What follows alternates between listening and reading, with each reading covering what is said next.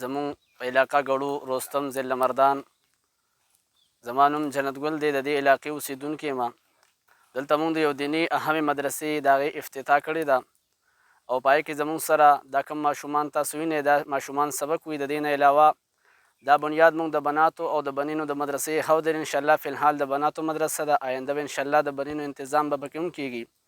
د دې ویډیو په سعادت باندې مونږ چې کوم دی پوره مسلمانانو ته د خپل ځان سره د تعاون افیل ورکوي بالخصوص، او د دې علاقې څومره وروڼه بهیګان بهر ملکونو کې دي نو هغې ته بالخصوص دا دعوت دی چې زمونږ سره په دې کار خیر کې حصه واخلي، ځکه ستاسو په علم کې ده چې دلته د هر یو شي را رسېدل ډېر مشکل دي.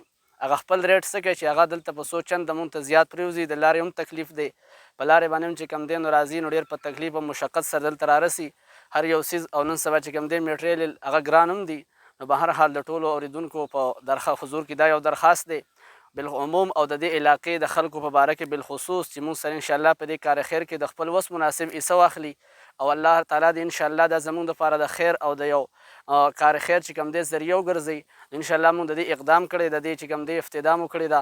نو تاسو ټولو ته چې کوم دی زمونږ سره په دې کې د پوره تعاون او د افیل درخواست دی. تقریبا فی الحال دلته 40-45 پورې تعداد دی مونږ سره، او بنات انشاءالله هم تقریبا دغه 140-50 پورې دي، خو به هر حال دلته زمونږ سره انتظام نشته.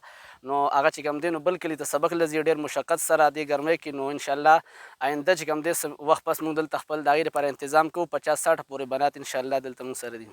او رابطې لپاره به انشاءالله مونږ خپل نمبر هم هغې ته ورکړو 0347 6058 313 دا نمبر به هم ورکړو. بیا به انشاءالله ویډیو کې چې کوم دی د اضافي پیسې نمبر هم هغې ته چې ورکړو.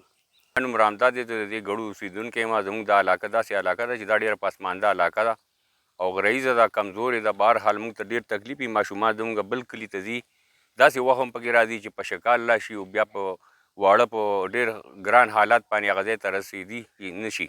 تاسو زموږ سره داسې تعاون وکړئ چې موږ ته بهر حال د دې ځای د جوړولو په باره کې لکه موږ خپل امداد هم کوو، څاروی به خرڅوو، بل څه مدد به کوو، خو بهر حال په هغې نه کېږي ځکه چې دا ډېر لوی پیسې او ډېر لوی خرچه په دې راځي.